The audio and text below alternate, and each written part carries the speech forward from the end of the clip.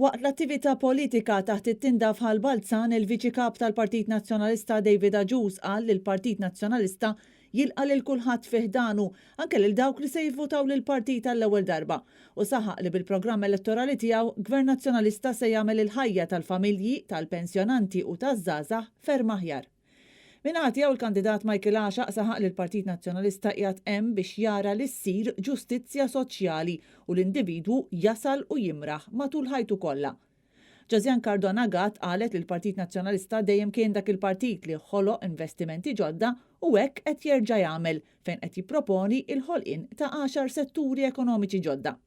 Id-deputat Adrian Delija tkellem dwar il-kawża li fetaħu kontra l-Vitals sabiex it-tlet sptarijiet jingħataw lura lill-poplu Malti hekk kif dawn l-aħħar snin minħabba dan id-dil il-poplu Malti wawċi instera il-miljuni mingħajr ma ħa xejn. Id-deputat Beppe Fenek Adami qal li l-Partit Nazzjonalista verament għandu viżjoni għas-self-employed, għall-familji, għaż-żgħażagħ, għall-istudenti kif ukoll għall-membri kollha tal-korpi dixxiplinati u għal il-Gvern Laburista qed juri biċ-ċar li ejja jgverna iżda għadu ma jiex jisraq il-poplu Malti. Angelo Mikallef qal li huwa importanti li tassew insaħħu l-ambjent ta' pajjiżna b'miżuri konkreti. Saħaq li huwa biss il-Partit Nazzjonalista li verament qed jipproponi politika sabiex il-bniedem jgħix b'mod dinjitus.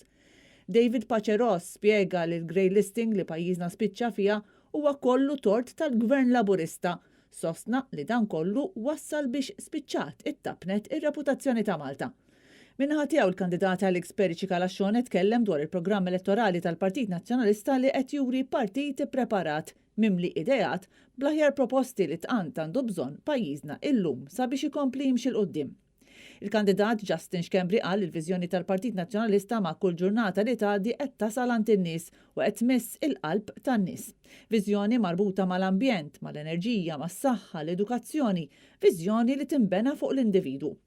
Dorien Xiberras qal li Gvern ġdid Nazzjonalista se jaħdem biex joħloq 10 setturi ekonomiċi ġodda bħalma kien Gvern Nazzjonalista li dejjem hemmen fis-servizzi tal-gaming, li jemmen li post Malta kien fl-Unjoni Ewropea u li jemmen u ħoloq il-Kunsilli Lokali.